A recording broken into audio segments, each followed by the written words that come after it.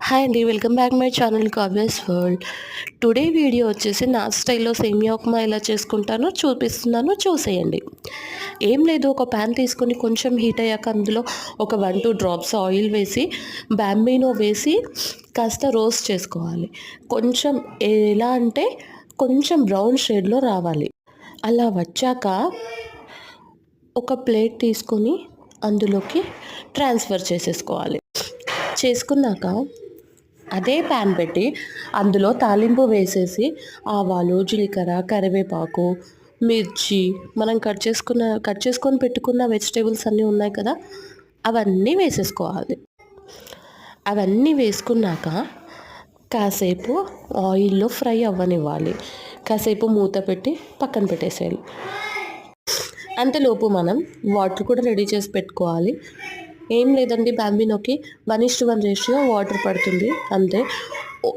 ఎలా అంటే ఒక గ్లాస్ సేమియాకి ఒక గ్లాస్ వాటర్ అంతే ఎనఫ్. లేదు ఇంకా నాకు మెత్తగా కావాలి, ఉప్మాలాగా కావాలి అంటే వాటర్ ఎక్కువ పోసేసుకోవచ్చు, నో ప్రాబ్లం. మంచిగా ఇలా ఆయిల్లో ఫ్రై అయ్యాక 2 గ్లాసెస్ వాటర్ వేసుకోవాలి.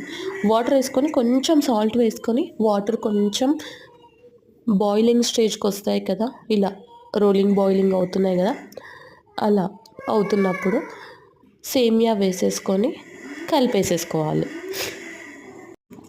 ఇలా వేసి కలిపాక ఒక 5 మినిట్స్ స్టవ్ ఆన్ చేసి అలాగే ఉంచేసేయాలి. కొంచెం మంచిగా కలిపి మూత పెట్టి ఒక 5 మినిట్స్ తర్వాత స్టవ్ ఆఫ్ చేసేస్తే అంతే, బాంబినో రెడీ అయిపోతుంది. ఇది అల్లం చట్నీతో, పెరుగుతో సర్వ్ చేసుకుంటే చాలా బాగుంటుంది, టేస్టీగా ఉంటుంది.